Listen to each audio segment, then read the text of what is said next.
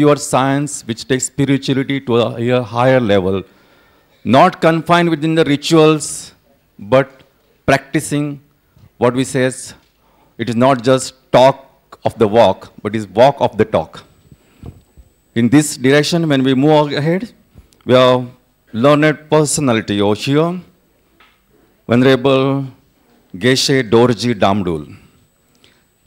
It gives me pleasure to give his brief introduction. Geshe ji is presently director at Tibet House, New Delhi, the cultural center for His Holiness the Dalai Lama. He is also official translator for His Holiness Dalai Lama. He finished his Geshe Arampa degree, that is PhD, in 2002. He was visiting fellow at Girton College, Cambridge University. He was one of the chief editors for the textbook on Buddhist science and philosophy, used all over the world to study more thoroughly the Buddhist philosophy. Also, Buddhist philosophy in relation to metaphysics, epistemology, and science. He was editor of Laksham Chepa, Journal of Comparative Studies on Modern Science and Philosophy, and also very renowned magazine, Reloma magazine. He has written a number of important papers for national and international conferences held in Delhi University and so forth. He travels widely within India and abroad, like Mumbai, USA, UK, Singapore, to teach Buddhist philosophy, psychology, logic, and practice. So the whole world is under cover of Buddhist philosophy, according to them, and according to all of us. Whether we follow, we practice, that is a different story, but all we are blessed by the wisdom, and that is Bodhisattva, what I gather. With these few words, ladies and gentlemen, it gives me privilege to our first speaker of the day, Geshe Dorji Damdul.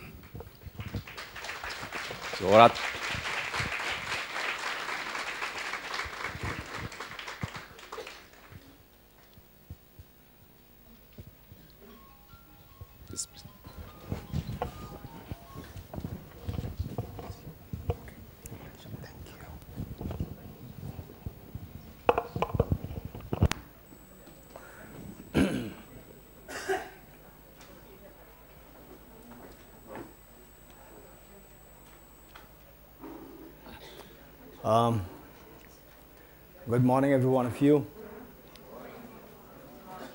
It is a great joy for me to be in Manashakti the second time. The first time I was here, I think about three years ago. 3 years ago, when I was in Kalyadam for a conference, and Mr. Kelgarji and Mr. Mayurji, two of them, they happened to be there, and somehow we clicked.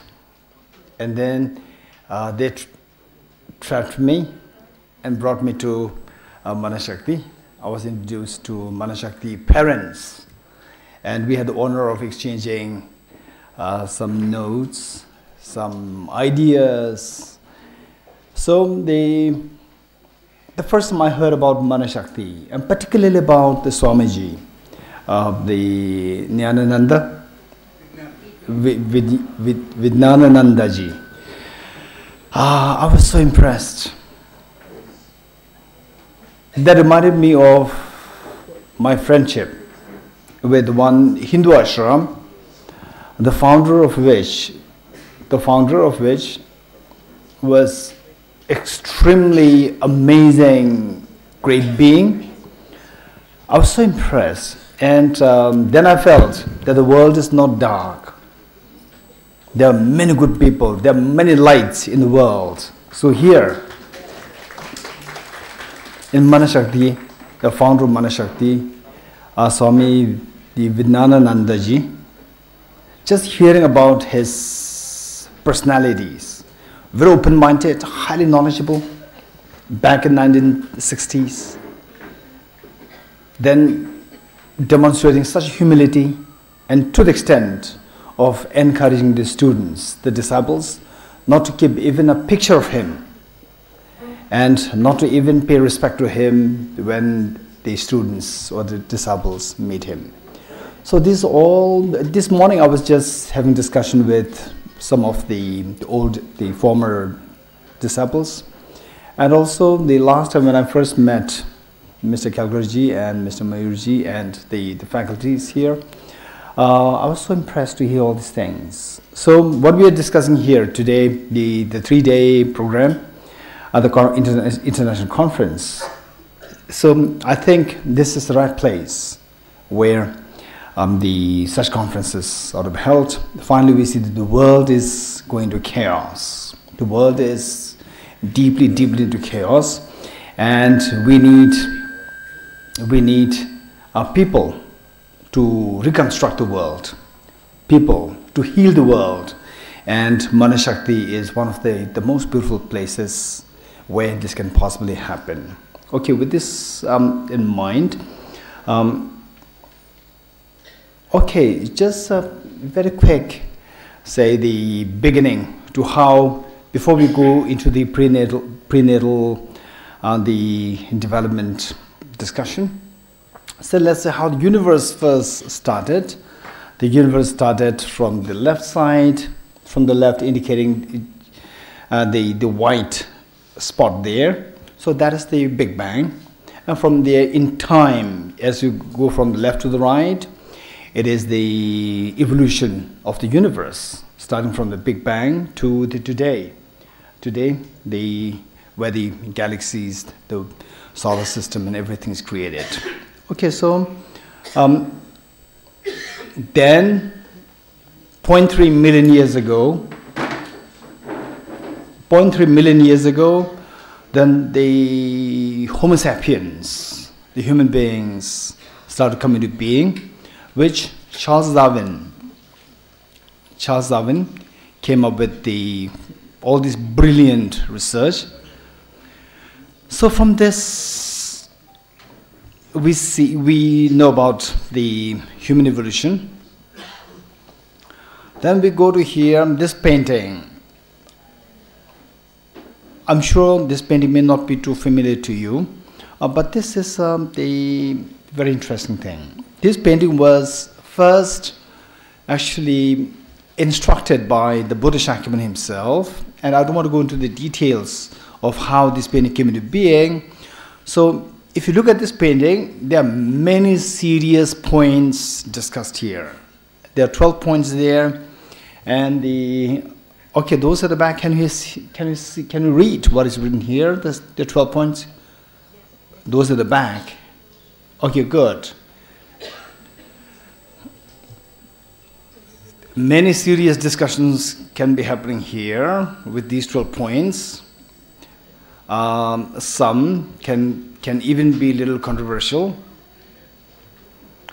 because, say, what the signs, what the different nations, they decide on what would be the time span where the abortion is permissible. All these are very serious discussions. Why 20 weeks? Why before 20 weeks in India and so forth? These are very serious discussions, and they all will be discussed here, and it can become a little controversial. Okay, so that finally the individuals you have to decide. Right? For my job is to explain what is there, what is happening, the prenatal, the development. So what's the development like, and then so where the life actually started. All these things are being discussed. Okay, so the 12 links. The 12 links. So you see that. So the picture. To give you a very quick overview of what this picture is all about. The fact that we go through, say, we go through challenges of life, sickness, aging, death, and all these chaos, now the man-made chaos, disasters, and the natural disasters, they all are coming to being by 3 factors. Innermost circle, you see there are 3 creatures. They depict the 3 different thought processes within us, 3 different thought processes. So predominantly, what creates problem amongst the people and between the people and the environment. What creates a problem is depicted by what is inside the innermost circle. So it is the three creatures there symbolizing the three different afflictive thoughts: attachment, aversion, and ignorance. Attachment, say with greed, grasp everything towards yourself and not think of giving to others. And aversion pushes others from you. So naturally there's going to be problems. And then the ignorance, which blinds you from having the vision of the reality. So these three thoughts within us invariably attracts all the undesirable experiences. So now, with these three things, what we do is, for example, if I'm a little angry inside, my thought, angry inside, you cannot see, you cannot read my mind, but you can read my body language. From the body language, you can read that, oh, I was expecting him to be very calm and peaceful, but look, he's very angry, right? So you can see from the body language. So from the body language is expression. What is going inside is expressed in the physical and the verbal. Physical, verbal. So these expressions are indicated by the second circle, the white and the black. When something good is happening inside, then the white, the glow on your face happens. Say the body language, the physical and verbal expressions are very gentle and tender. Whereas if what is going inside is very bad, then the expressions are very dark. That is depicted by the dark part, indicating the physical and verbal destructive actions. So as a result of these two actions, good or bad, then the resultant state, your happiness, your miseries, they're all decided by these three things. So therefore the third circle tells us as to what is the outcome. Outcome, happiness that we experience, the miseries that we go through, they are all but the outcomes of the first two causes. Then the fourth one, you will see that is divided into 12 segments. 12 segments, I don't want to go into too detail for this. I need at least 2 days. To go into detail of this, I need 2 days. But I will try my best to explain it in the simple words. Say these 12 are the detailed explanation how the innermost is connected to the second, and how the second one is connected to the third. In other words, how everything that we experience, happiness, miseries, and how the child in the womb finally manifests when the child comes out. And this very young child, in the fetus, in the mother's womb, how you tackle with that decides how the same child is going to be like when he or she is going to be 100 years old. So how that affects the life cycle of the child. So this is being in the cause-effect relationship. Cause-effect relationship is so well being explained in great detail by the outermost circle, the 12 segments known as the 12 links of dependent origination. Now to go through this 12 links, the first one is ignorance. How we all, say for example, how the rat is trapped in the cage. Is the rat thinks that there's something eatable there. Yes, there's eatable there, but that eatable is not for him to enjoy. Is to trap him.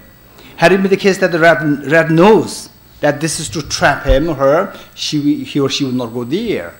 So it is the ignorance which makes the rat think that there's something eatable for me to enjoy. This is ignorance. This is not the intention of the person who kept the trap. So initiated by the ignorance. Number one is ignorance. This is how we are trapped in samsara. Ignorance. So rat is not the external rat, it is all of us. So with this ignorance, then what happens with this ignorance? Then for the rat, with the ignorance, then afflictions arise. The craving to the food arose, and then the rat gets in. That craving makes him to get in. The craving is number two. Okay, so the number one, number two, this is bridged by the craving. With the number two, the attachment, affliction, that made the rat to move. Movement is the karma. physical and verbal, mental movement. That is the karma. So sometimes we have a very naive impression of what karma is. Very naive impression, right? Okay, seems like here there are more girls. More mothers? Okay, so I can talk about the males then. So the boys, not all boys, maybe in some cases girls also, right? So what they do is that, particularly those who live in a system which believes in law of karma. So what they do is that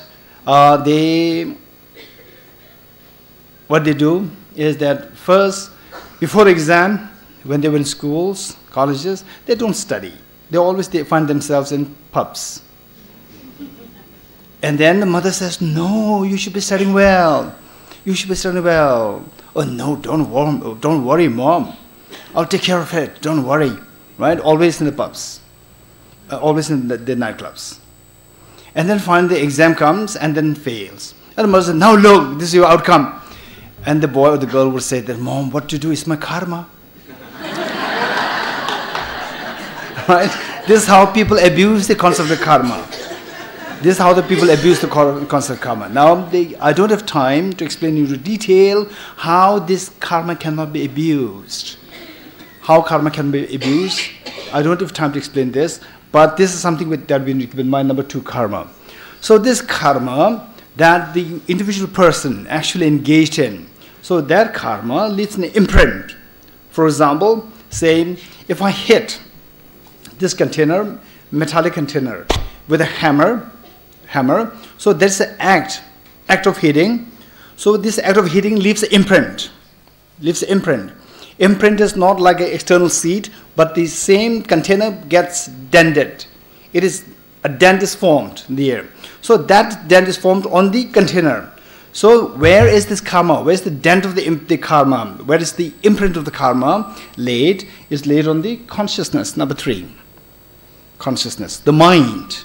So consciousness, is an English word, and the Asian cultures, Asian philosophies, they borrow this word, consciousness, to understand different meanings. Some understand it as a mind, some understand it as the soul, some understand it as atma. It doesn't matter. So there is something there which is non-tangible, which is not material, yet it has a tremendous power. This is the pivotal of the entire existence of the world. For example, for each one of us, our mind is the most important thing. Our mind is the most important thing. Again, so to make it real quick, the consciousness. It is left there as an imprint on consciousness. Then we will jump to number 8.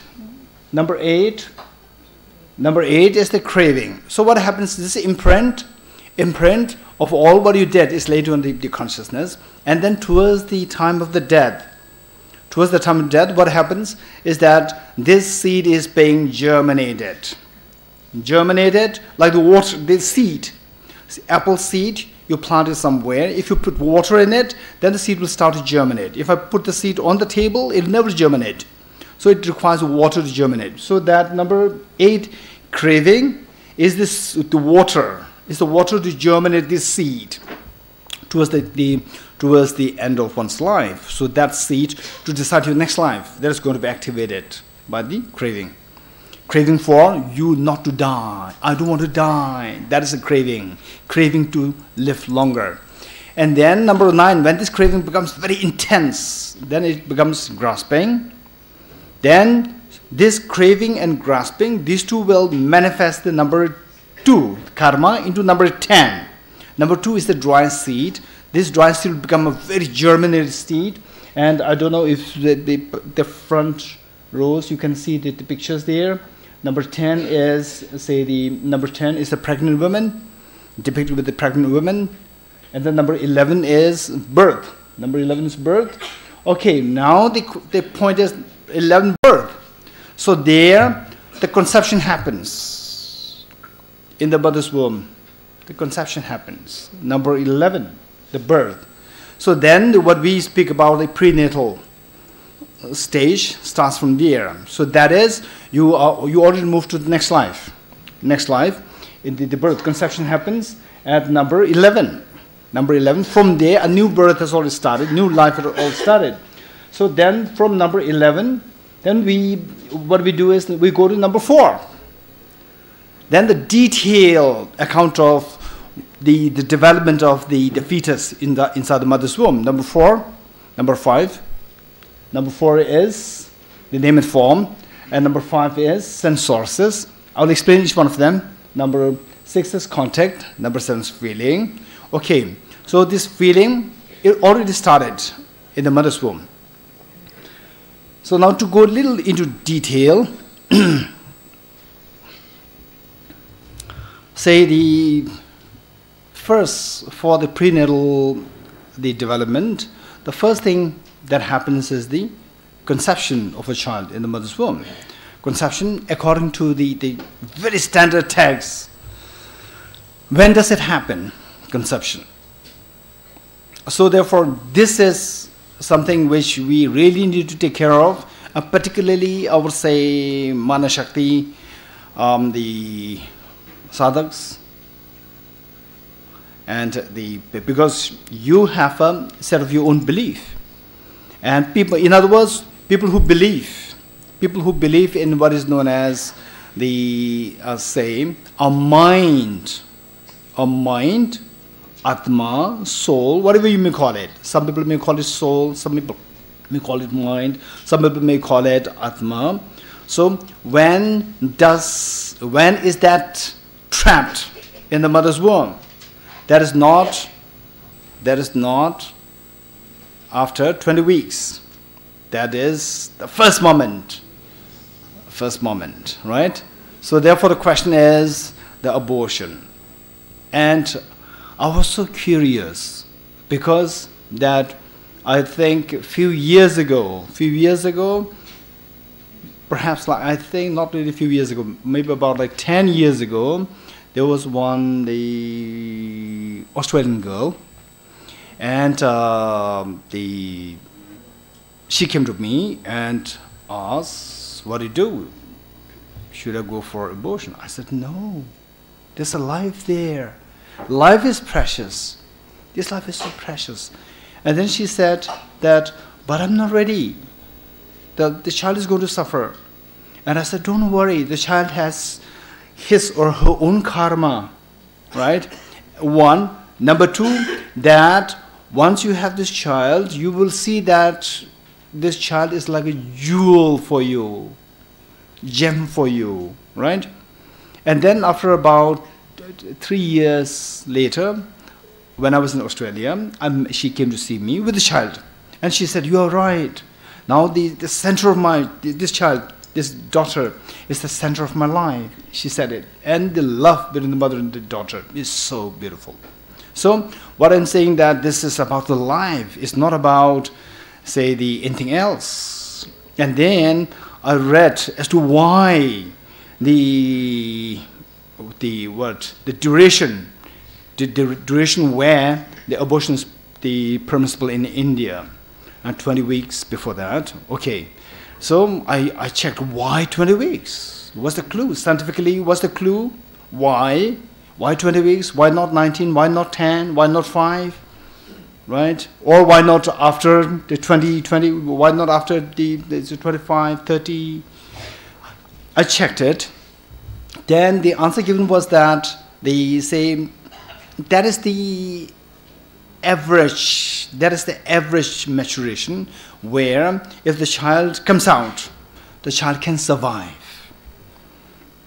If the child comes out before 20 weeks, child cannot survive on his or her own the power. So because of this, then the termination, the duration legally allowed is before 20 weeks. This is what he said. And I said, no. For example, if I'm in the hospital, if I'm going through like a coma, right? Logically speaking, if I come out, if somebody says, okay, now you have to survive on your own, I'm still in coma, I cannot survive on my own. I have to depend on somebody else. Does it mean that the euthanasia is permissible? It's not permissible at all. There's a life there. Not because that whether he or she can survive. The point is there's whether or not there's a life. This life is important. So, from the point of view of the life, whereas the termination, the allowed duration, the timing, which was set as 20 weeks in India, in other countries, I don't know, it may vary, but in India it's like 20 weeks. So that is on the basis of whether or not the child can survive on his or her own the physical strength. And then on the other hand, it is the life too.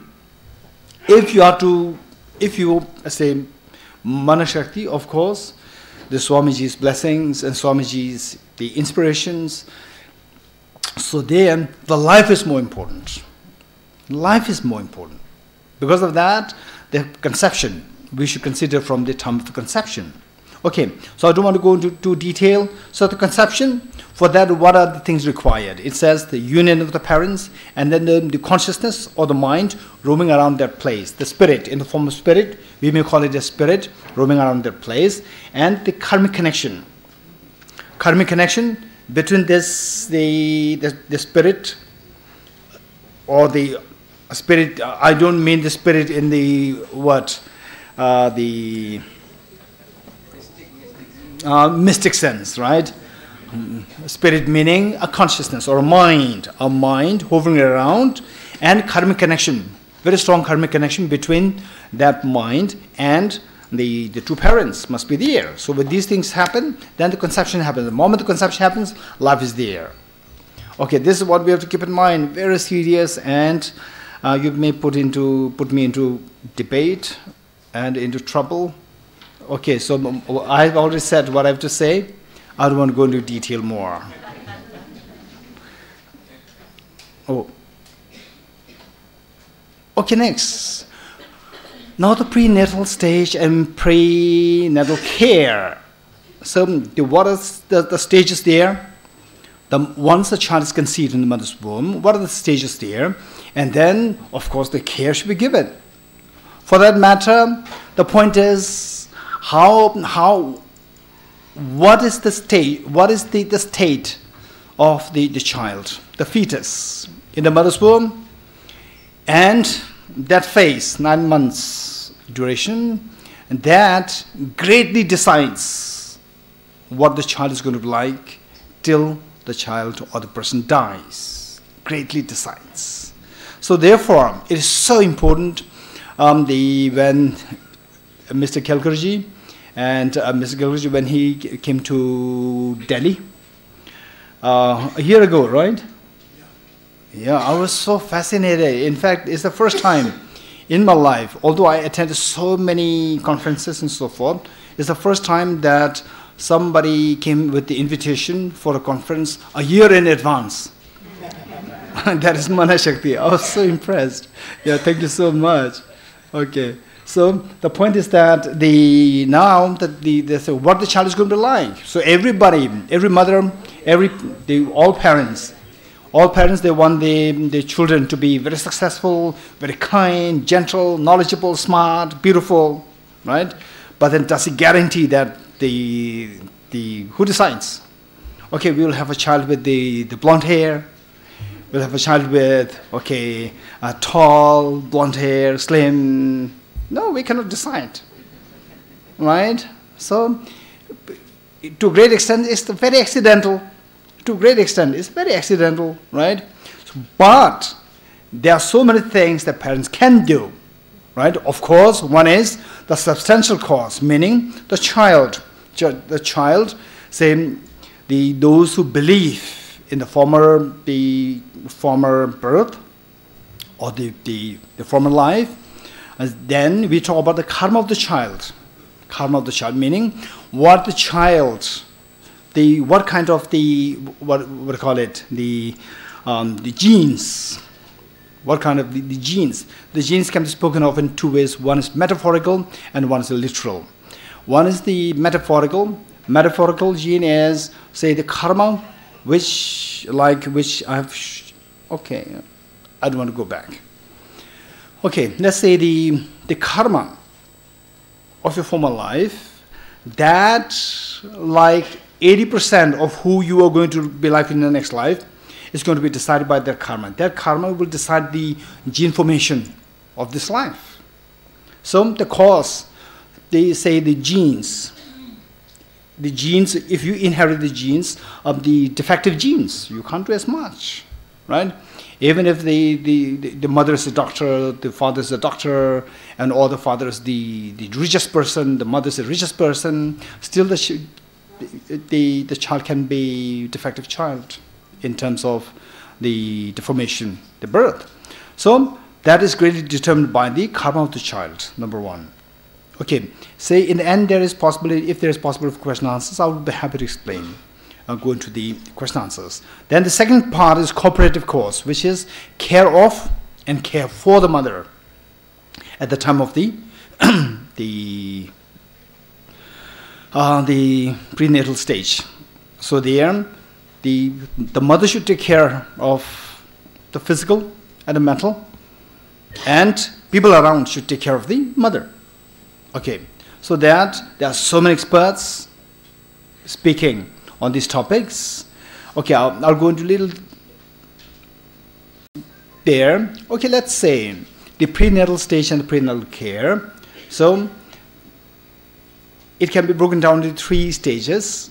Okay, so this is my greatest problem. The materials, when I transfer from my computer to another computer, everything shifts. Okay, I'm very sorry. Okay, so the germinal stage, there from the 12 links, which I discussed earlier, saying the first and the second. The first and second, meaning from the 12, it is the first and the fourth, number 4. Not number 11 and number 4. 11 is birth, and number 4 is name and form. Birth means just the conception in the mother's womb, just conception, right? Number 11, don't worry what is number 11. It is the birth, the conception in mother's womb. So germinal stage there, conception in mother's womb happened from the 12 links, and the number 4, which I wrote here as number 2, is the name and form, meaning that form meaning the body of the child. So there, it is still very, very, very gross. It's not at all the physical form of a human being. It's just a substance there, physical substance there. That is the form, and the name referring to the mind of the child in the mother's womb, the conception, at time of the conception. So that is known as name because physical form is something which our senses can see. For example, the doctors, the gynecologist, they can check what's the state of the fetus there, state of the child there, the first month of conception. They can check it. That is the physical aspect, which is the form. And then the mind of the child, the mind, this we cannot physically see that. So that should be seen or understood through your, say, the concepts, through your concepts. So the concepts are translated into the labels, the names. So therefore the mind is referred to as the name. So name refers to the mind. So name and form. So these two are the stages, the birth, conception, and then the coming together, the name and form. In the 12 links, it is depicted by a boatman with a passenger. The two passengers, once they are in the boat, when they are crossing the river, the two passengers, whether they like it or not, they have to be together till they cross the river. Likewise, the body and the mind, once you are trapped in this body, the body and mind, whether you like this body or not, you have to go together till your death. So, I'm not going to go into detail of the 12 pictures there. Actually, these are depicted by the pictures, beautiful pictures. Now, the next thing is, okay, embryonic stage. Stage number 2, embryonic stage. So there what happens is the sense sources. Sense sources meaning the eye, ear, nose, tongue, and so forth. They start to grow. And then that is number 5. Number 5 in the 12 links. Don't worry about the numbers. And finally, the fetal stage. Fetal stage, very important things are happening. Number, say, the contact, which is number 6. And feeling, which is number 7. So there we should be taken care of. Particularly we should take care of in these two stages. Okay, let's say, some people they say that always we should be very objective. We should be very objective, and we should be very realistic. Oftentimes, we see that, okay, so what the mother does at the time of the child in the mother's womb, that completely decides what the child is going to be like. That is also not too true. It greatly contributes, but after the birth, nurturing of the child, that plays a very important role. Nurturing of the child after the birth. Before the birth, that plays a very important role. It is not 100%. And after the birth, it's not 100%. After birth plays a very important role. Inside the mother's womb also plays a very important role. Both should be taken care of. We should be very realistic. Some say that whatever is done inside, finish. Right? After that, the nurturing does not. No, this is again one extreme. So but we should take care of both. Take care of the child in both these stages. Okay, so here, the fetal stage, so there, contact meaning now the senses, they become prominent to the extent that the senses, the job of the senses, eye sense is to meet with the visual objects. Ear sense is to meet with the sound. Likewise, the nose with the smell, the body with the touch, and then the tongue with the taste, the gustatory. So there, the senses, they become quite operational at that point. Quite operational. Accompanying senses is the mind becoming active, grossly active. Okay. Then the next stage is the feeling. Not only that, you have the contact, the child inside the mother's womb. Not only that, you have the contact. The contact meaning, for example, say when you sit for too long cross-legged, your legs become numb. When your legs become numb, you touch the floor, you could feel some kind of sensation there, but you don't feel whether it's smooth, rough. You cannot really discern the quality of that touch. But you just sense that my feet now touch the ground, but you don't feel what is the hot, rough, smooth, and so forth. Now, the next, the feeling. That is the stage where the child inside the mother's womb, they can vividly feel the hot, cold, smooth, rough, all these things are being felt there. So at this point, what is happening? The cognitive,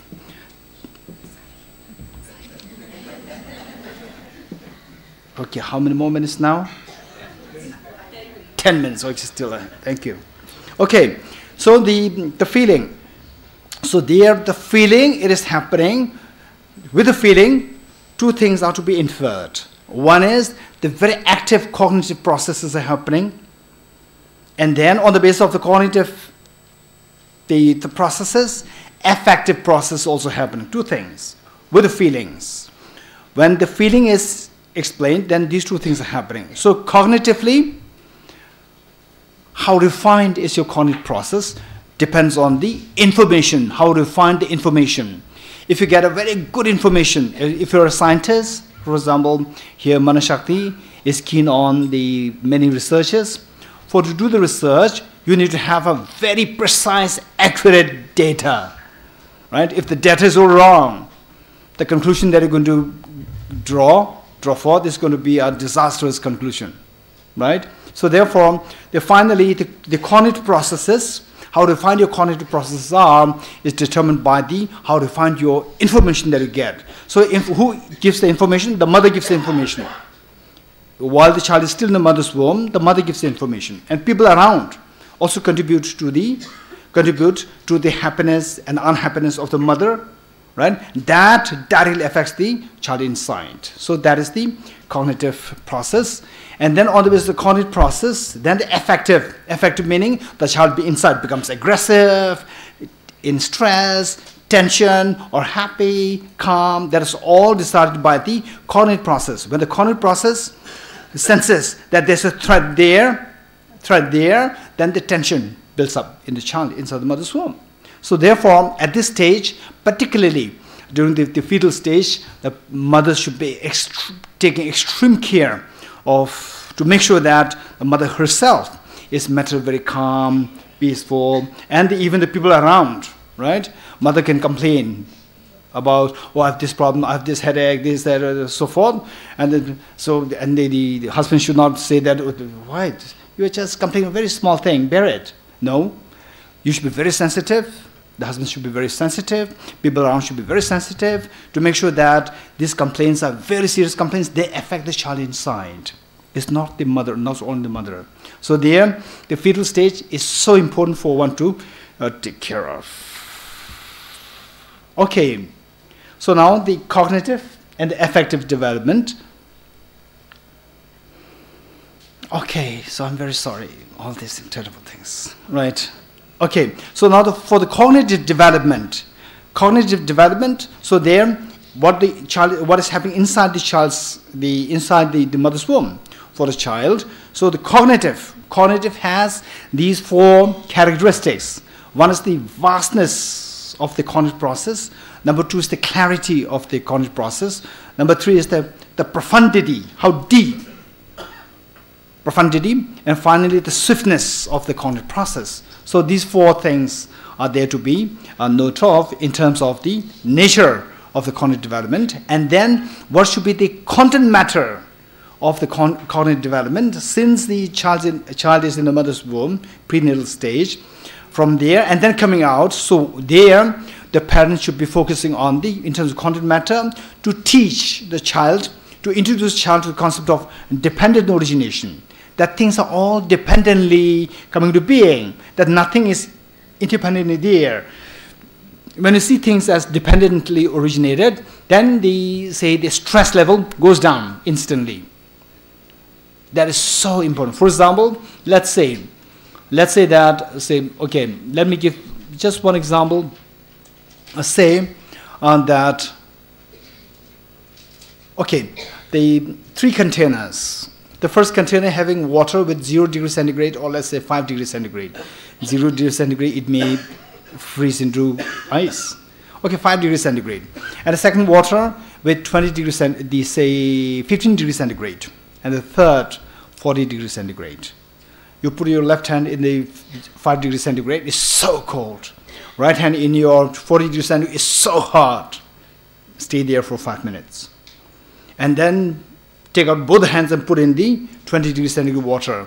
The left hand will say it's so hot, and the right hand will say it's so cold. It's the same water, it's the same person, but you get 2 different information. So that is all because of the relativity. Relativity and the dependency on the frame of reference. Whereas we see them as so intrinsically real, so solidly there. So that is known as the concept of dependent origination, concept of relativity. If you introduce the child, since the child is inside the womb, and then coming out to these 2 concepts, then you will see that, okay, even the hotness, the coldness, this is all just relative. The same thing can display these 2 qualities. So it's not that it's intrinsically hot there, it's not that it's intrinsically cold there, so this is how my thinking. The moment you say it's mind thinking, you will not blame the outside. When you don't blame the outside, your mind is stress-free. So this is so important concept. Okay, now I don't want to go into too detail about this part. Okay, this is the dependent. Say if you look at the wheel here, the wheel, there are like 7 wheels there, 7, 8 wheels there. All these wheels are connected to each other. And tell me which of the wheel is most important? If you stop one wheel, which of the wheel, if you stop it, will stop all the others? All, right? It's not that there's one wheel which is more important. Every wheel is important. Likewise, everything is important. It is things are coming to being by dependence on every aspect. It's not only just one. For stress and anger, we need a target, a very specific target. When you realize that there's no specific target, everything is related, even myself is included, right? You will not blame yourself, generally speaking, right? You will not blame yourself, right? We are always expert in blaming outside, right? Okay, so say now we have not much time, so let me give you one exercise. Very quickly, let's do this exercise and see how we have to say, in terms of child inside the mother's womb or outside, how to teach them. First of all, to distress oneself, to get out of the stress, tension, and depression eventually. Okay, let us do a quick exercise. How many of you are ready? Raise hands. Thank you. Okay, if you're ready, give me the answer. Only after I tell you, give me an answer. Till that point, you don't say the answer verbally. Mentally, you do the calculation. It's a simple calculation. Okay, 2 plus 2. No, don't say this. Just do the calculation mentally and tell me the answer only when I ask you what's the answer. Okay, let's do this again. 2 plus 1 plus 2 plus 1 minus 2 plus 1 minus 3 plus 2 plus 2. What's the answer? Yes. Amazing. Wow. Okay, wonderful. Let's do it again. Let's do it again. Ready? Okay. 2 plus 2 plus 2 plus 3 minus 3 plus 1 plus 2 plus 1. Hey, listen, listen, listen. No, no, no. Please listen. Listen, listen. Listen, let's do it again. Okay, 2 plus 2 plus 3 plus 3 minus 1 plus 2 plus 3 minus 2 plus 1 plus 1 plus 1 plus 2 minus 3 plus 1 plus 3. What's the answer?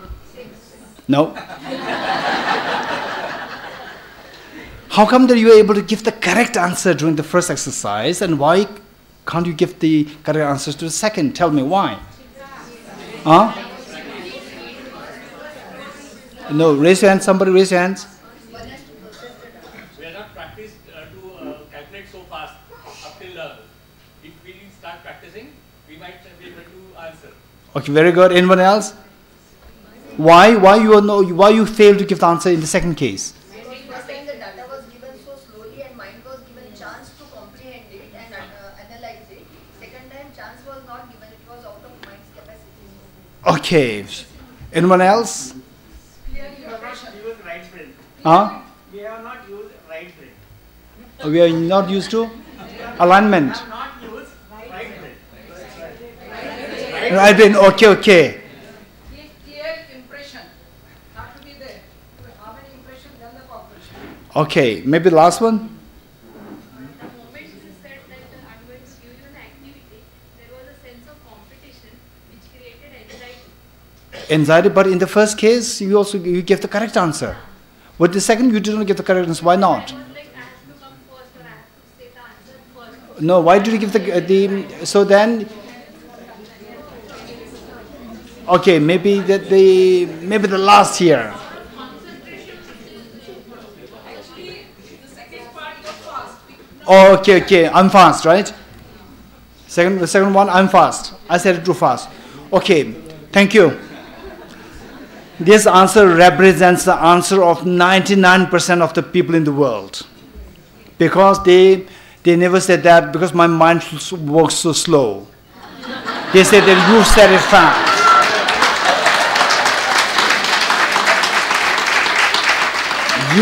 You said it fast. We blame outside, right? This is what we do. This is what we do. The moment we blame outside, then let's see.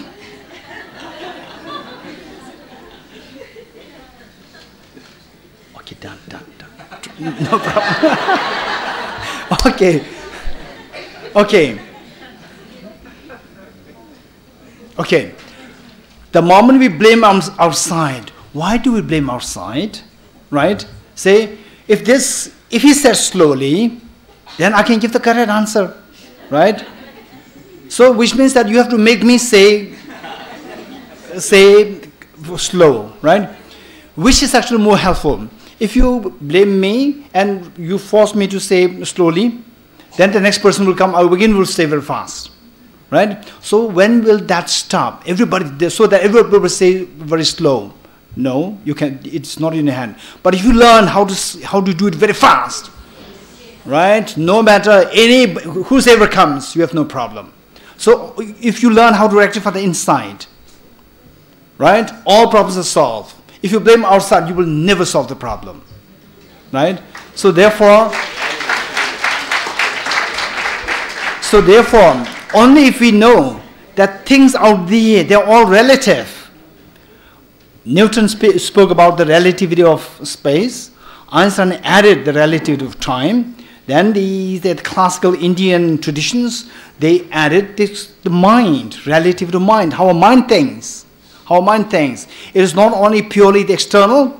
If you learn, externally they are all related. There's nothing there to target, to say that this is the reason. It's how a mind sees on the basis of relativity, how a mind interprets. So if you know that, then you will rectify the insight, and then all problems are solved. So I'll conclude by giving the one stanza said by a great Indian master by the name Bodhisattva Shantideva. So what is said is that if you go out barefooted, and if you're bothered by the pebbles and the thorn pricking your 2 feet, and you may say, please cover the land with leather so that I can walk peacefully. So he said that you will not, it is totally impractical to get enough leather to cover the entire earth. Instead, cover the 2 tiny feet. 2 tiny feet and walk. That suffices covering the entire earth with the wet leather. Thank you so much. 1 minute, sir. 1 minute. Thank you very much. Excellent presentation. I'm really honored that we are here with such an enlightened master of beautiful exercise. So now henceforth, no more blaming outside, but getting prepared inside. Am I right? Yes. May I request Sri Hari Kanpue, our lifetime devotee of Manashakti, to present a memento to. And as he has rightly said, I think it's more scientific religion. Yes. Atto Dipo Bhava. Be your own light.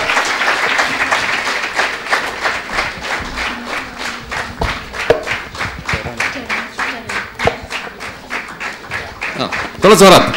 Wow, मजा आता है. See, that is, this is also part of yoga. So all your acupoints get stimulated, and you will get enough energy to stay charged for the entire day.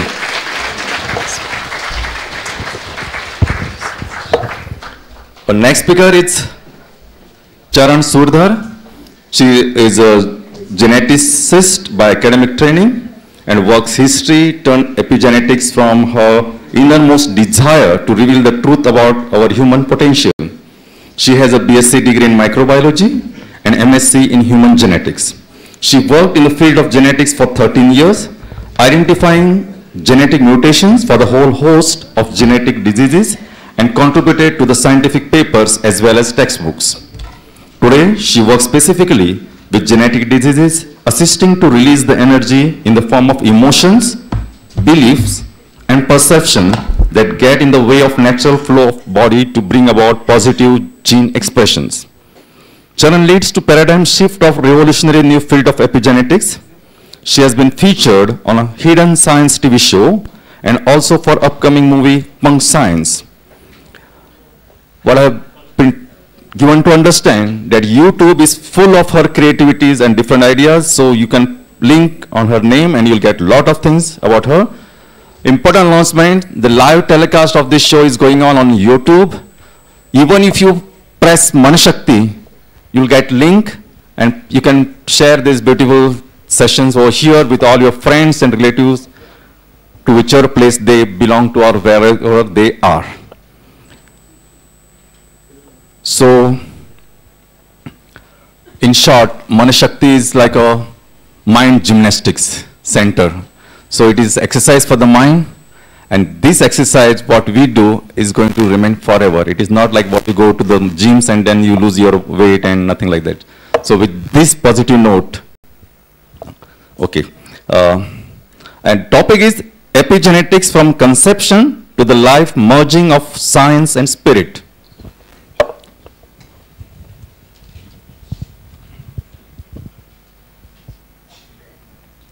A very interesting topic, confluence of science and spirit. And I'm sure once that is decoded, a lot of new information is going to flow in this August gathering. Madam, welcome.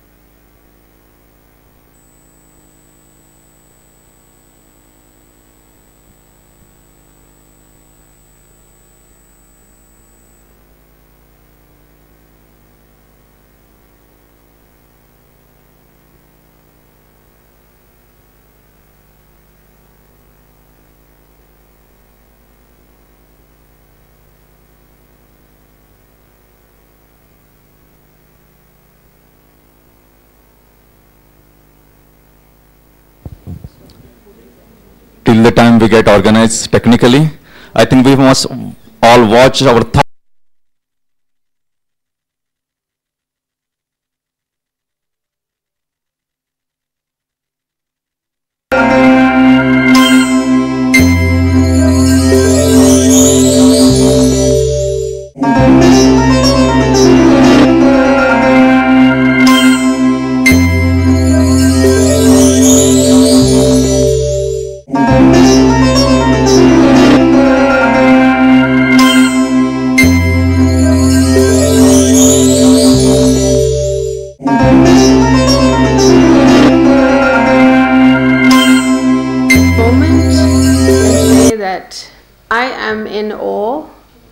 Of the universe, because the events that have taken place for me to actually stand here are things that I could not have orchestrated myself. And I'm sure when you look at your life, you also can see that you have some events in your life that you have no idea how you ended up somewhere. And so for that, I'm deeply grateful to Sandra for introducing me to Mr. Gajanan, and for the whole events that have taken place. And deeply grateful also for everybody here listening and all the speakers that have come before me and that are going to come after. So my talk today is, as you can see, epigenetics and conception, to life, merging of science and spirit. In this talk, I want to take you beyond what has been thought possible with genetic diseases by merging science and spirit. And by that I mean the science and the ancient wisdom.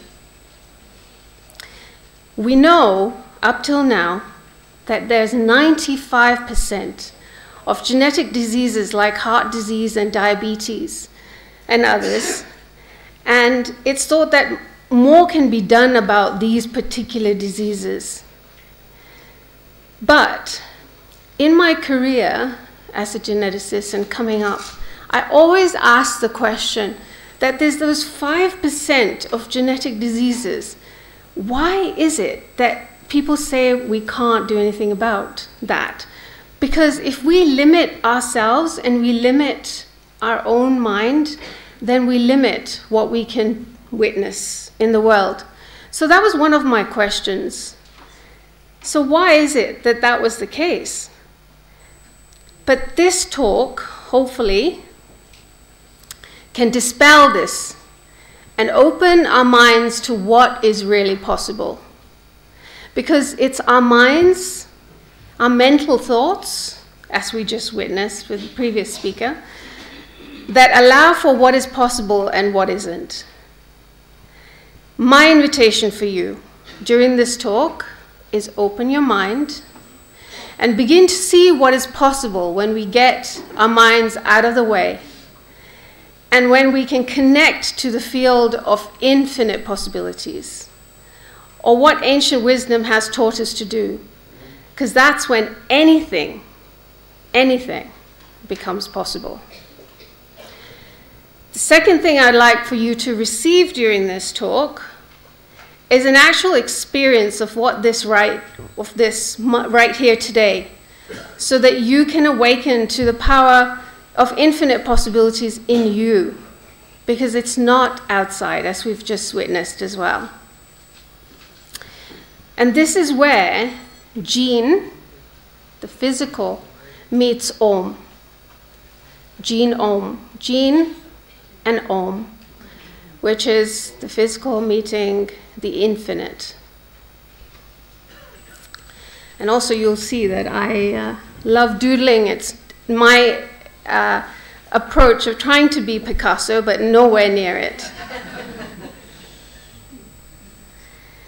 So here's a quote by, I'm sure everybody's familiar with Dr. Deepak Chopra, and I want to read it out to you. This place of presence is pure awareness, which anyone can access, It is a field of all possibilities, which unfortunately we have shackled through the ego personality into a small arena of limited possibilities. The present moment is nothing but a liberated state of the sense of self.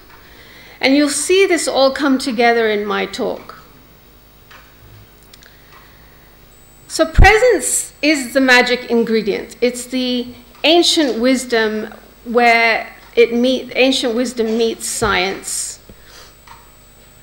The ancient sages, as we've witnessed, yesterday afternoon, Shiva Kumarji, he is presenting the Abhimanyu effect. And I want you to keep in mind what he said, because you'll see the relevance in today's talk. So the ancient wisdom, the ancient sages have created the miraculous. And this ancient wisdom fits in perfectly with today's world, especially from epigenetics, from conception to life. And as I said, presence is the magic ingredient. And this is where I'd like to then later on give you an experience and connection to all of the above. I want to start with a case study. And this is a case study that I had of a mom who came to me. She was in the US, I live in the UK, so I work remotely with people. And she was expecting a child through a surrogate mom who lived in India. And 10 weeks into pregnancy, there was an ultrasound that showed that there was significant nuchal edema. Now, I'm not a medical practitioner, and I know there's some of you that are not also medical doctors here. So just for your information, Down syndrome is where you have chromosome 23. Normally we have 21, sorry, Mike. Sorry, my apologies. 21, I was testing, if you were listening. So chromosome 21, and there's 3 chromosomes rather than 2. So on a physical level, this child has been born with 3 of those chromosomes. So this is a positive marker for Down syndrome. And I began sessions with her, and the sessions included working with her, working beyond time and space, working with, and I'll come to the time and space thing, working with the egg, working with the sperm, working with the whole quantum field, not looking at whether there's, what's happening right now, but looking at the whole. And 3 weeks later, she had, the surrogate mom had a scan, and the results were normal. There was no nuchal edema. And these are the words that the mother had said to me, and at the end you can see she said, "We are proud to say that we were blessed with a beautiful and healthy girl at full term in August 2012, and we began work February 2012.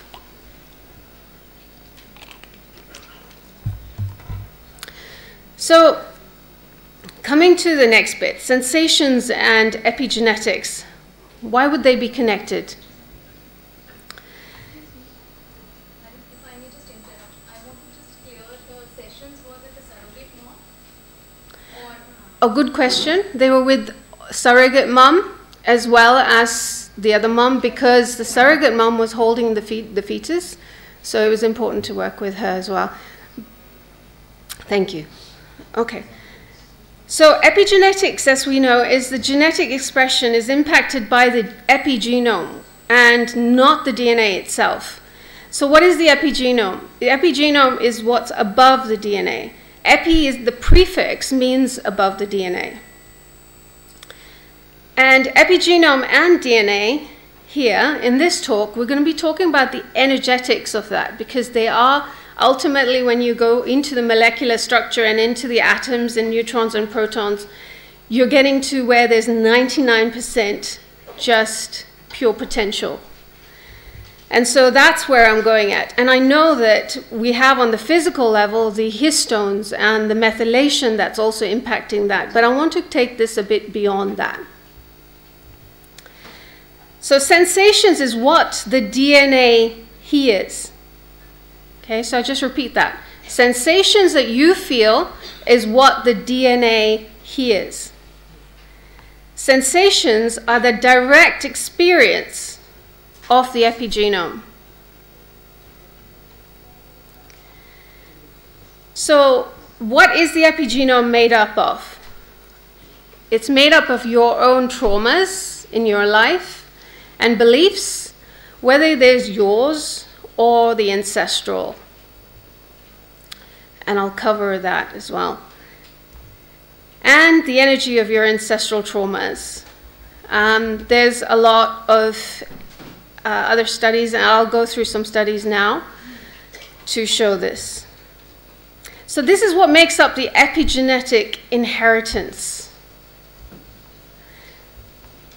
So the first study was done with mice, and maybe some of you have already heard of this study. So these mice, F0 generation, were exposed to an electric shock simultaneously at the same time as they were being exposed to the smell of cherry blossom. And as a result of this, they experienced anxiety and developed anxiety. So what happened was that they then had the next generation, F1 and F2 generation, and they didn't expose them to the electric shock, but they just allowed them to be exposed to the smell of cherry blossom. And the conclusion was that each of these next generation was and had anxiety. So the conclusion from this was that the environmental information may be inherited transgenerationally on epigenetic, behavioral, and neuroanatomical levels. So here's another study of offspring of Holocaust survivors. And even though they did not experience more traumatic events in their personal lives, they had a greater prevalence of current and lifetime PTSD and psychiatric diagnoses. So the conclusion for this one was that an increased vulnerability of PTSD and other psychiatric diagnosis amongst these offspring of the Holocaust survivors. So you can see from this that it gets passed down. And this is what I was talking about with the epigenome, the energy of that. So next is, so does the DNA respond to the quantum field? Dr. Glenn Ryan, he's a cell biologist, and he did some work with DNA. And he found, I think many of you may have heard of, has everybody heard of the HeartMath Institute? Yes. Yes. So the HeartMath Institute, as you know, works with heart coherence. And what he found was, non-locally, DNA strands would unwind when they were exposed to heart coherence. And this quote here, it's going to be very relevant for everything else that I'm going to be saying and have said also. So within living systems, DNA molecule is proposed to act as an antenna and demodulator that is tuned to a non-local field outside of space-time, thus functioning as a conduit through which higher dimensional epigenetic information is transduced at the level of the physical organism. And there's the reference for that.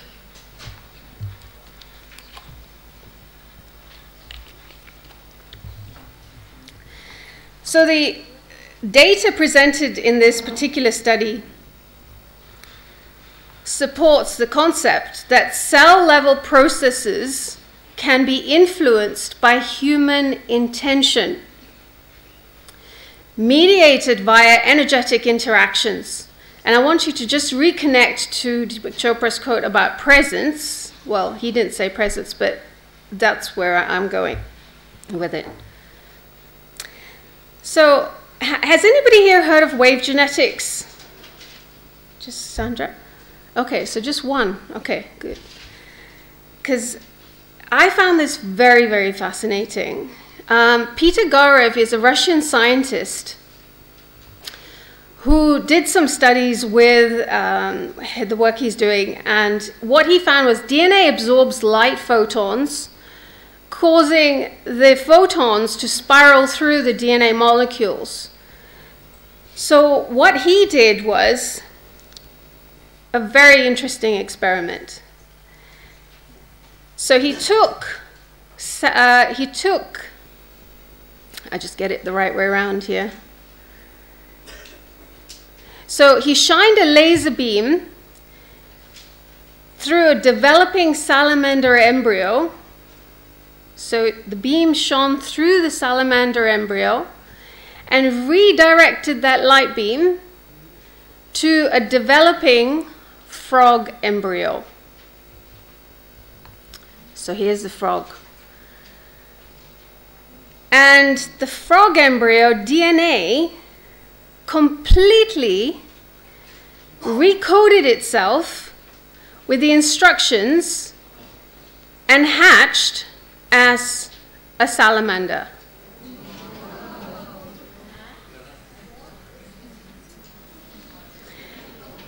Even though the embryos were into completely sealed containers where only this particular light beam was allowed in.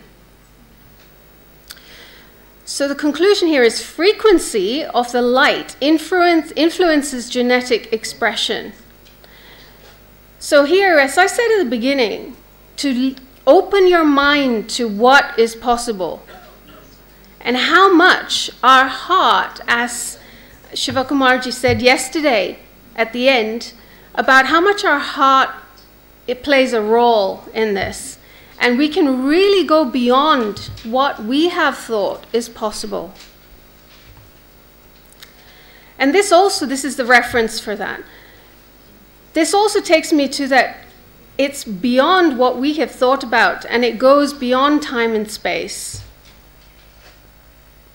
And I'll keep reiterating that because it's very important, because a lot of us feel that once conception has happened and pregnancy has happened, and then you have the child growing up, and then the moms will come to me and say, well, I wasn't the way that I would have liked to be now that I know about this knowledge when I was pregnant. But when we look at quantum time and space, all of that can be changed. If in the present moment, the mom becomes aware of that, and she is able to then change and has the potential to shift whatever it was that she experienced in the pregnancy, whatever it was that the embryo experienced in the pregnancy of the fetus. So that's where I'd like you to just begin to open your minds on that. So where are we at with all of this? Traumas are inherited. And DNA expression can be influenced with intention. So presence in the quantum field, how is it connected? The quantum field is a field of pure potential and infinite possibilities. And presence aligns one to this field going beyond time and space. I'm just repeating that again, because it's very important. Presence brings coherence to the physical body. And DNA expression then reflects this. So it's time to have an experience, and the magic ingredient is in you. So first-hand experience here. So if you have, in the last week or so, or think of a situation where you've experienced something that was very traumatic or bugged you or made you feel irritated. So 0 to 10, can you rate that issue from 1 to 10? 10 being the most uncomfortable, and just put your hands up when you've got it. Okay.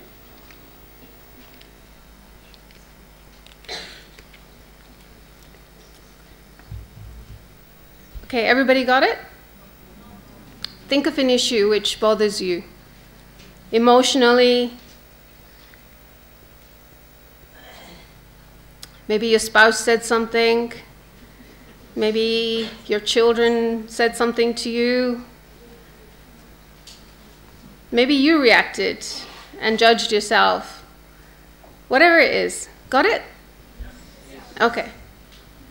Are you all above 5 on that? Okay. Great. So let's go to sensations. This is where we're going to tie it in. So when you think about that, just let that go for a minute. And now become aware of yourself seated on the chair. And notice the sensations of your body on the chair. And maybe it's an idea to close your eyes as you feel this. So just allow yourself to close your eyes and feel yourself sitting on the chair. Notice my voice reaching your ears and how the sound is coming to you. The feeling of the air on your skin.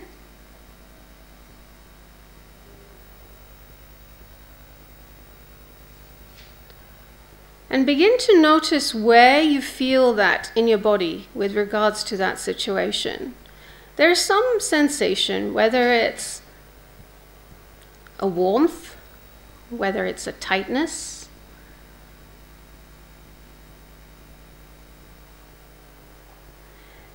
And just witness it. You don't have to do anything with it, just like you wouldn't have to do anything about how you feel when you sit on the chair. You just witness.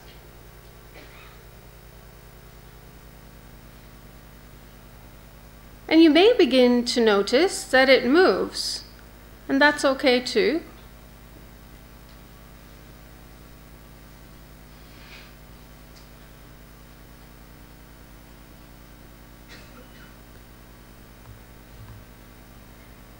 So now, if you open your eyes and rate it again from 0 to 10, and notice, has it dropped? How many people has it dropped for? Okay, good. And those of you that it hasn't,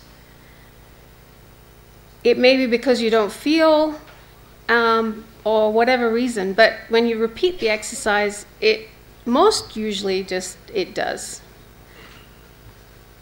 So this is the process that you became aware of the sensations in your body. You became aware of the sensations which are your direct experience of the epigenome, which is then connected to the ancestral traumas as well as to your own personal, without having to know what that is.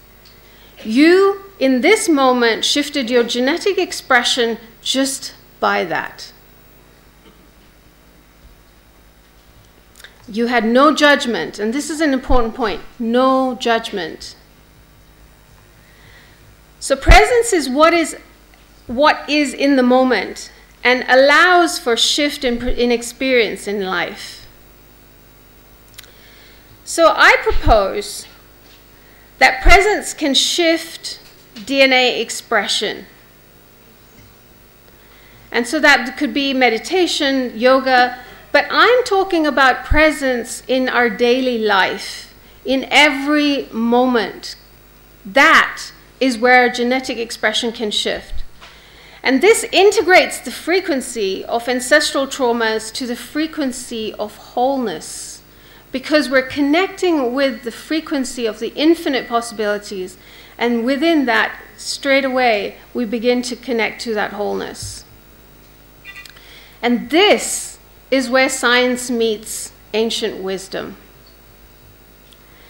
So parents can learn presence, and Manashakti is doing such a great job with how they're allowing and teaching the parents to get to this place.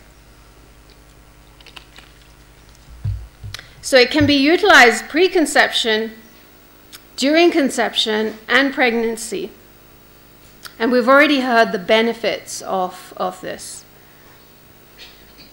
So presence shifts the DNA excuse me, expression of the gametes and embryos to the innate health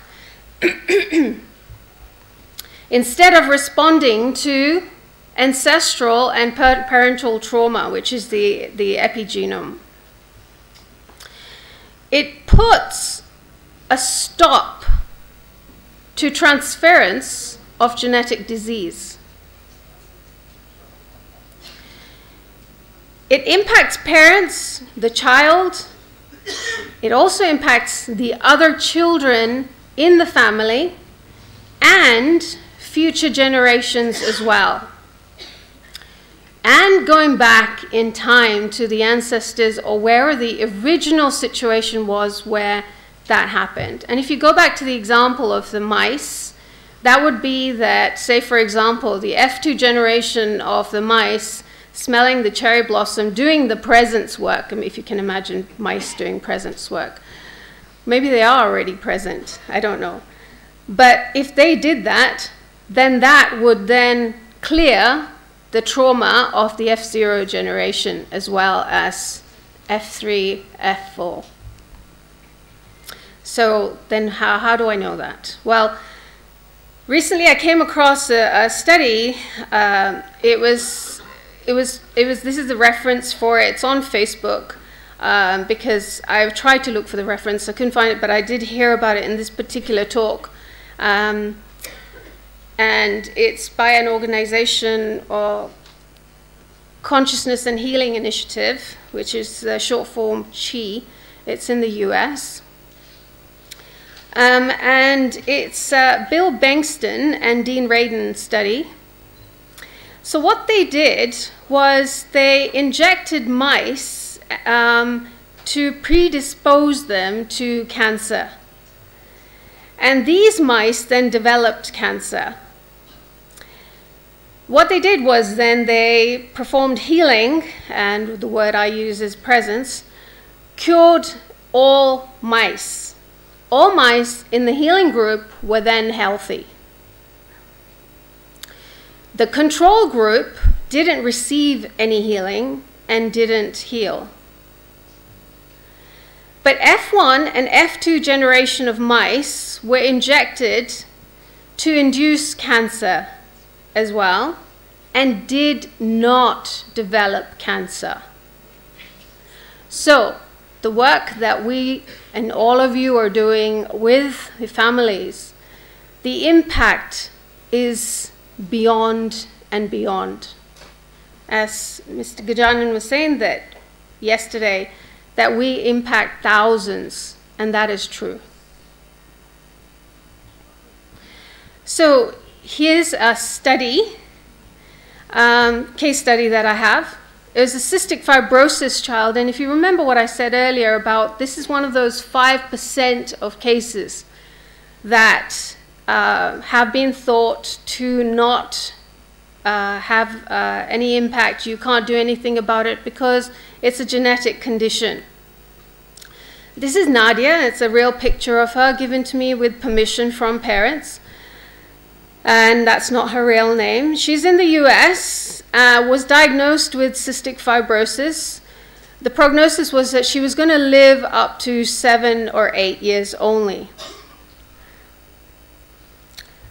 At age 7, she became extremely ill and was hospitalized. Her pulmonary function was dropped to 55%. Now, the important thing here was the parents' perspective and attitude towards this condition as soon as when she was diagnosed. they did not want to, not out of denial, but out of awareness, decided not to actually believe in their minds that that was going to be the prognosis. And so this is a very important point, as we know, and we've been discussing about awareness for parents.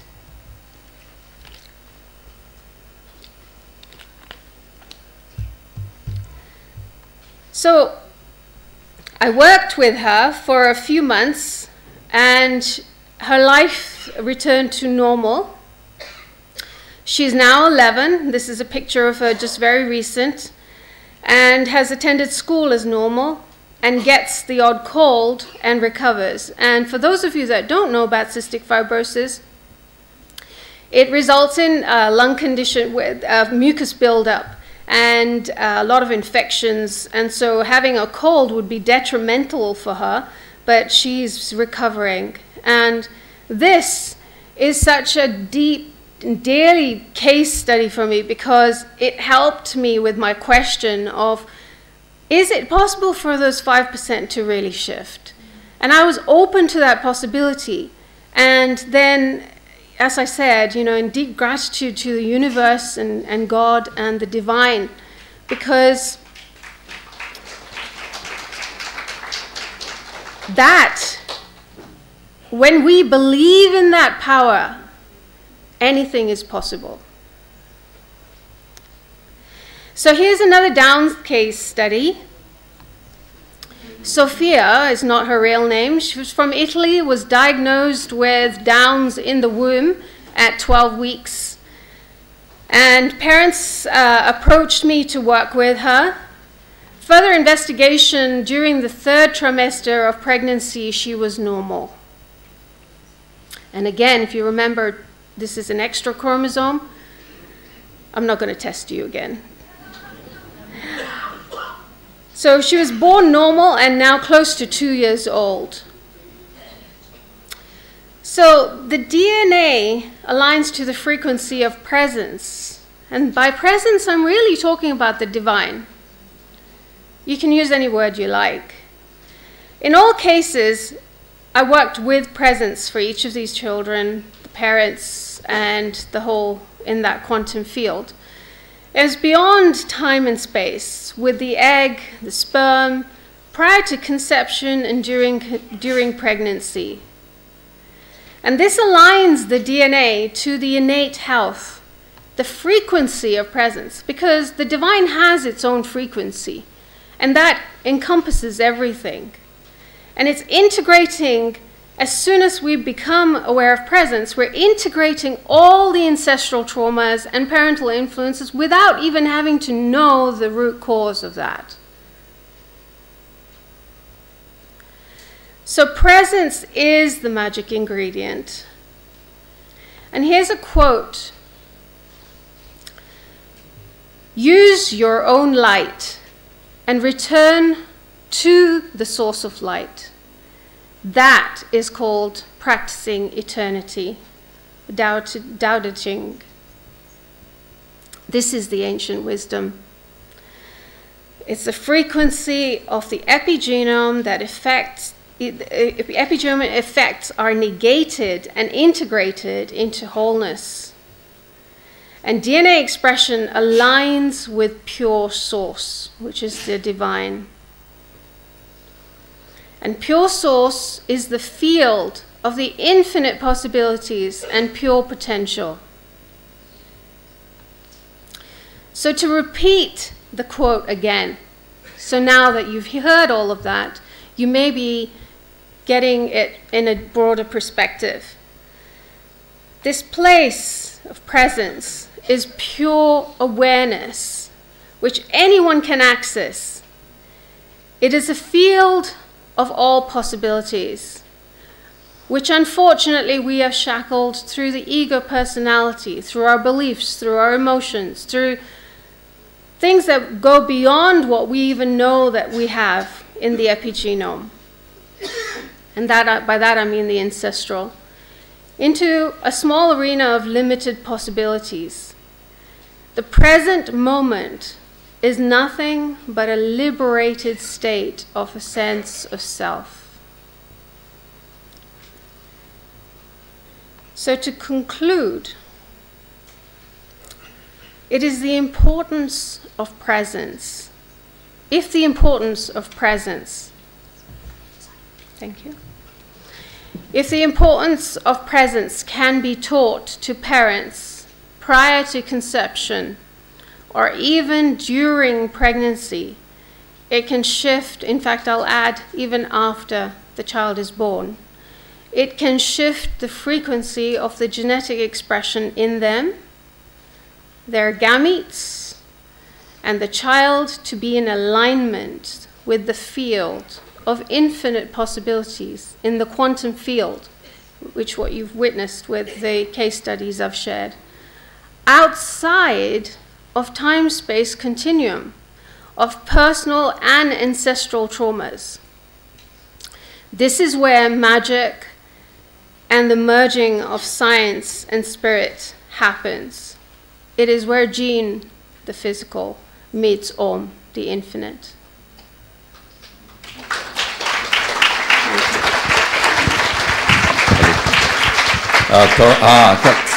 See, as I come on the stage, the volume of the clap should increase. Okay, may I request Madam Laura Uplinger to present a memento to Charan Surdar for the excellent presentation. In a nutshell, I can only say that if you think you can, and if you think you can't, in both cases you are always 100% right.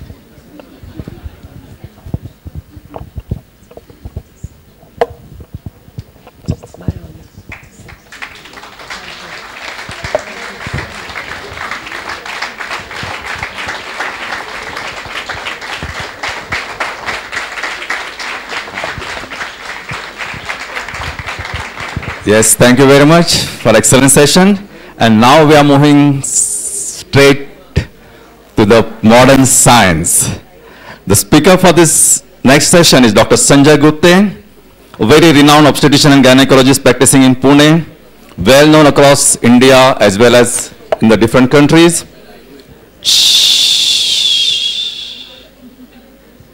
Shantir Bhavatu.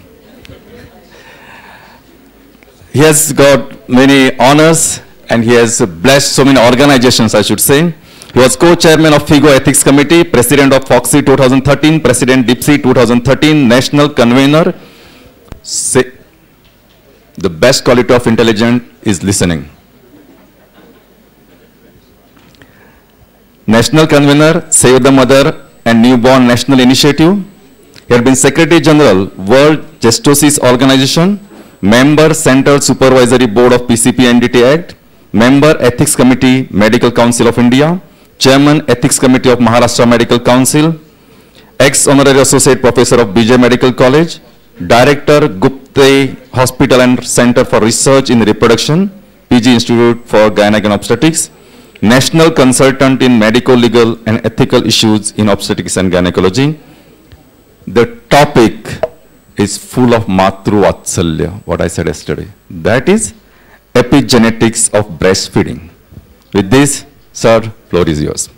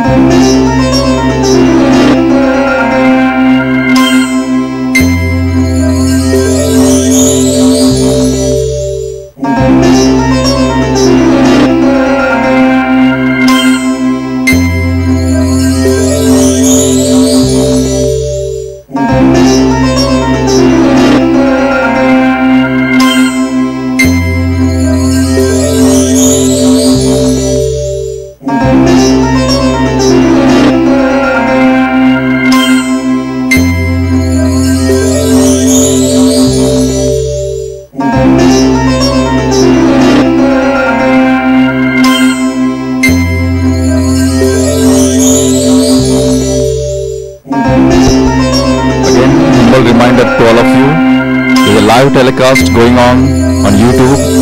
Our cameramen are not only covering the stage activities, but also among the audiences. So people sitting and watching at home should not say that what you are doing here and neither question you. So be alert, aware of presence.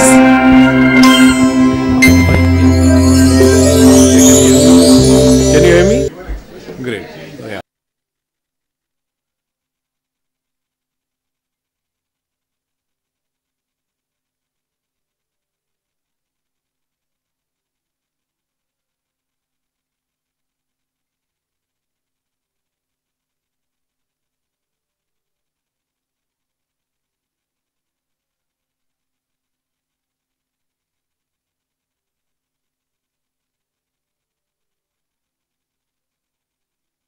Is beyond science, and I think that we heard some wonderful thoughts, and I was extremely awed by the thoughts that we heard before.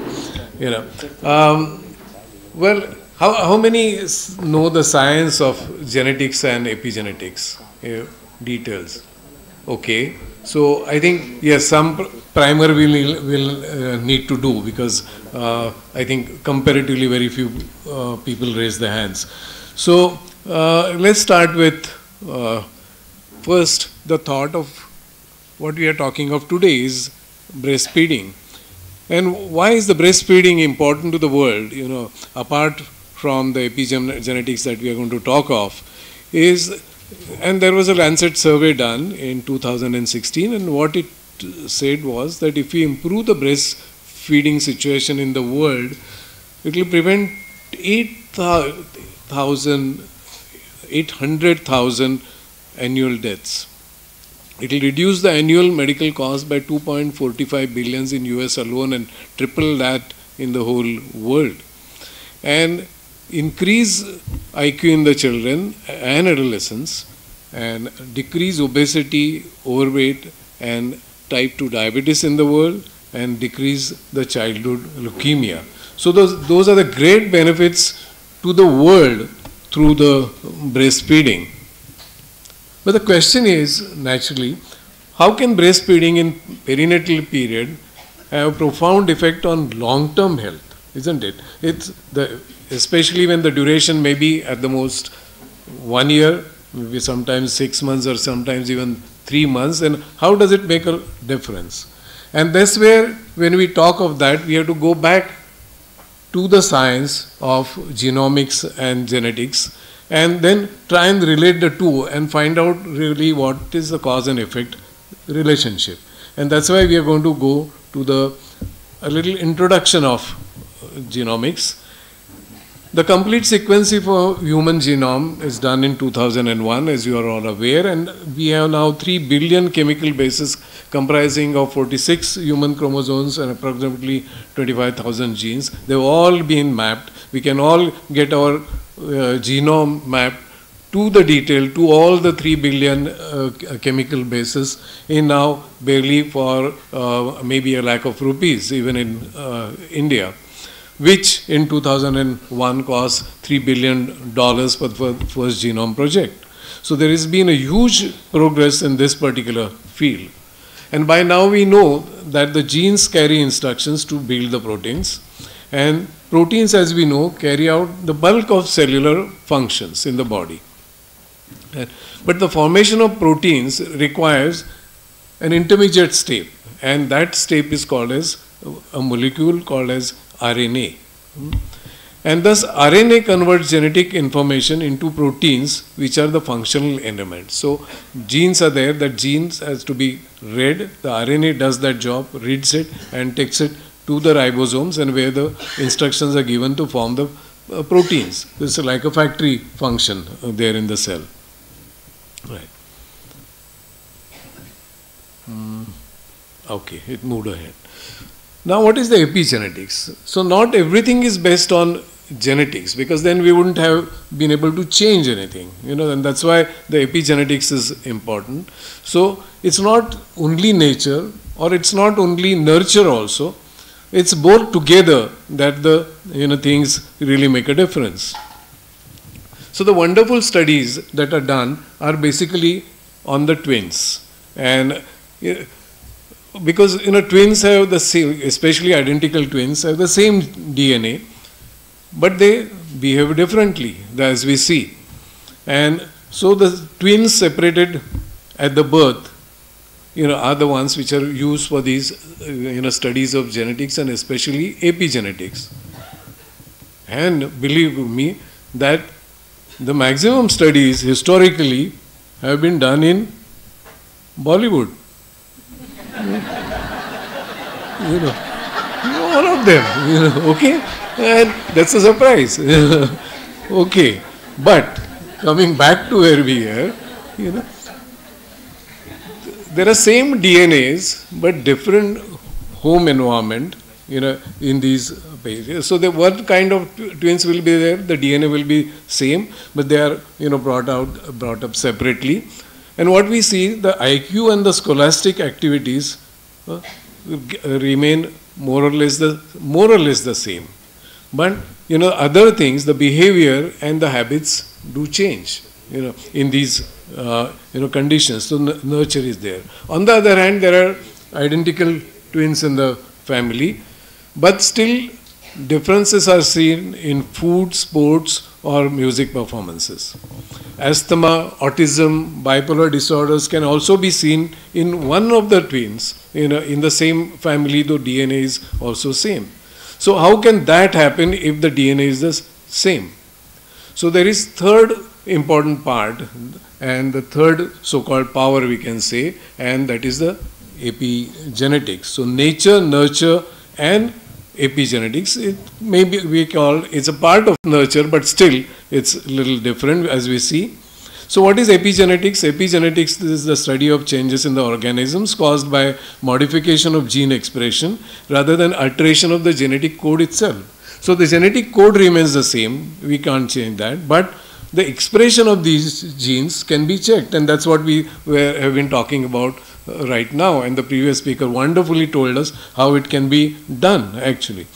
The genes may be the same, but they may or may not be expressed, and epigenetic directs the use of genetic scriptures.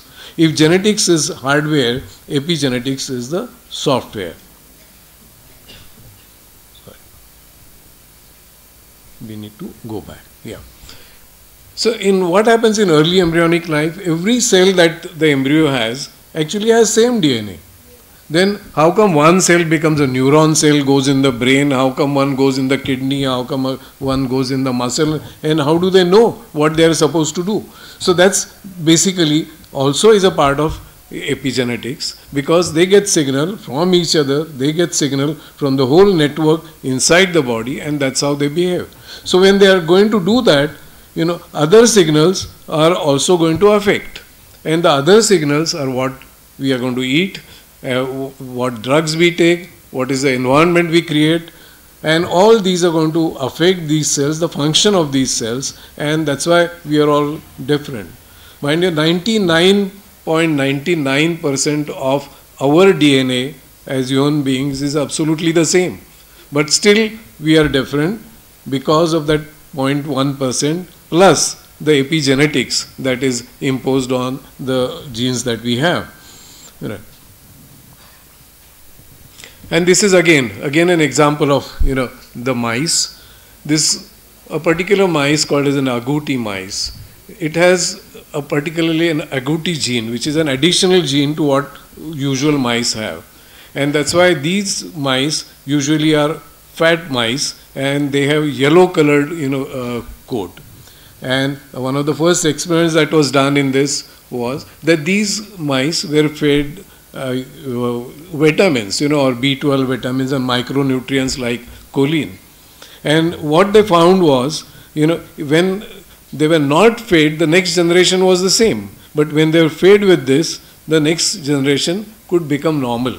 So whatever was given to this, so that simple example was the nutrients and diet can, even though the genetics remains the same, the expression can change, and that's why we can change. So that's why the diet is so important during pregnancy. Yeah. So epigenetic marks can be transmitted, and this was seen not in the same generation of the mice, but as has been previous example given, this is seen in subsequent generation of the mice also. And that is why, that means not only what we eat, what we do is important to us, but what probably our mother did and what our grandmothers did, what our ancestors did, is also important for us, because that is going to change our epigenetics, the epigenome, right? Again, this was brought into being, the good example that was seen in the Dutch famine was this, during the Second World War, in between there was a huge famine in Netherlands, and some ladies were pregnant. The ladies were pregnant, and those who were in their last 2 trimesters, the famine during their last 2 trimesters, that decreased the child's birth weight, but the offspring of the children were not of normal size. So this was in the later trimesters. But when these ladies were in the earlier trimester, that the first trimester, then what happened? Later on they could get good food, so their infants were of normal size, but the offspring of the children were small for dates. So the offspring were affected in the next generation. So that is how this genome plays. So simple nutritional intervention shows such a huge change transgenerational, and that is now been proved beyond doubt. So this is due to epigenetics. The genes may be the same, but they may get activated or deactivated due to their environment. And there are 3 different ways. Now this is what we are going to study as far as the science is concerned, that there are 3 different ways that these genes can get affected. That means whether they express or they are expressed or they are not expressed. So for that we need to consider the human DNA. So we have 50 trillion cells in our body, all of us. 50 trillion cells, just imagine that. And each has a 6 feet tall strand of DNA. Each cell has a 6 feet tall strand of DNA. And it has to fit into the nucleus, which is 400,000 times small. It's tiny, we can't even obviously see that. So how do we fit that, 6 feet tall into that, tiny nucleus? So this is what we do, and that's the season going on of, Makar Sankranti, and you have heard of these. What we do is just use, like we take the thread and tie it around the spool. So that's what the nature does, it uses the spools for this. And these spools are called as histones, and these histone spools are used. So 30 million such spools are there used in each cell of ours. Just imagine how much number. So the DNA strands are wound around these spools. But by winding the DNA around histone spools, the problem of space is solved, but the new problem of accessibility to the genes is created, because you're winding it onto that. So what happens then? Now the mRNA, which is supposed to form a template, it has to have access to that particular part of the genome, so only that can form the template. Now you wound it around, so it doesn't have the access, and that's why it's going to create a problem. So what again happens is there's something called as histone acetylation. That means histone contains lysine as an important amino acid. When acetyl group, the chemical group, is added to the lysine, it loosens these spools. The spool is loosened. When the histone spools are loosened, the DNA becomes more accessible to the mRNA for transcription. When the acetyl group is removed, the histone is tightened. The DNA now becomes inaccessible to the mRNA, and thus acetylation acts as on and off switch for the gene expression. So, acetyl group is added, then it loosens. If it removed, it tightens so that it's on and off switch, and that's how the genes are expressed. Now the question is when and how this happens, and that's what we need to look at. But there is another way also. There is called as cytosine methylation. Second basis of epigenetics is cytosine methylation, and that is cytosis is one of the primary nucleotides, that ATCG, all the scriptures, that genetic scriptures that we know of. And when the methyl group is attached to it, it gets blocked.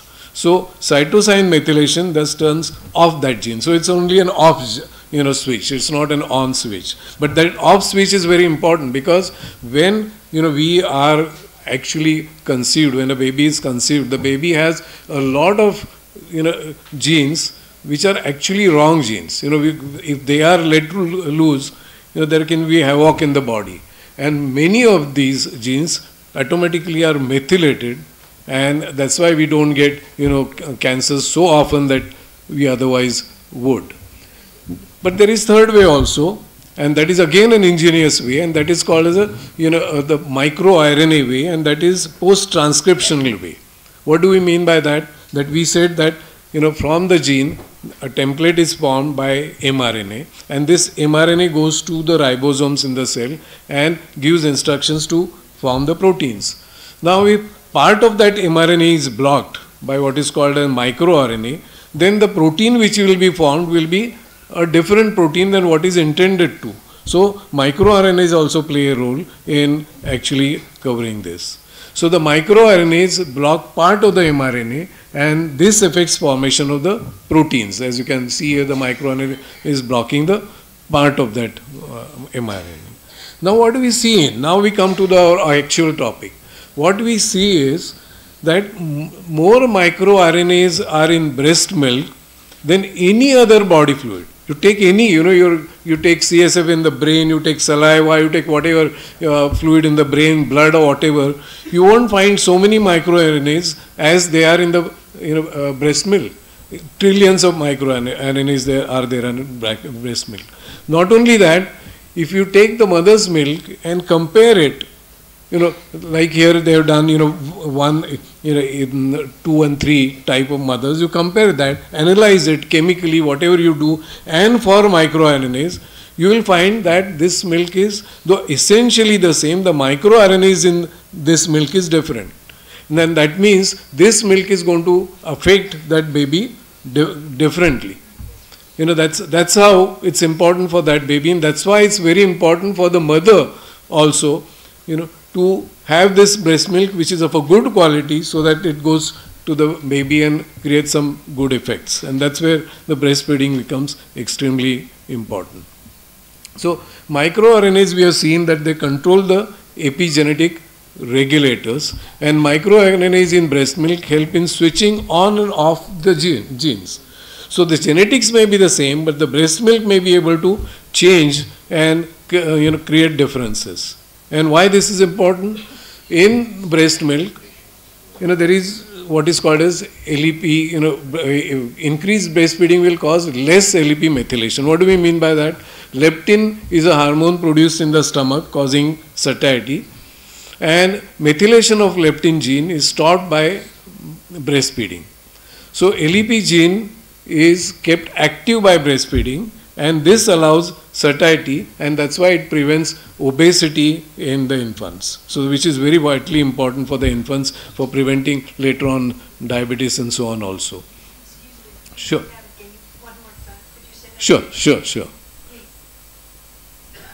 Okay. So there is this leptin as a hormone. In all of us we have. This leptin is activated when we eat something, and finally that gives us the satiety. Okay, right. So if that leptin gene is methylated, then what happens is methylation, as we saw, loosens the histones in the beginning. That means the gene is more active, it is expressed more, and this is done by the breast milk, and this gene is kept active, and because of that the baby gets satiety, a baby gets breast milk, which baby will not if you give the formula milk. And that's why in formula milk they may keep on eating. You may feel happy that the baby is of larger size, but that's bad for the baby, because baby will be getting obesity, which is not good for the baby. So this breastfeeding is important. Not only that, they found there is a point mutation. And this point mutation is at 17q12. You know, these are the sort of addresses we'll later on remember. 17 is 17, you know, this chromosome, 17 number. Q is the longer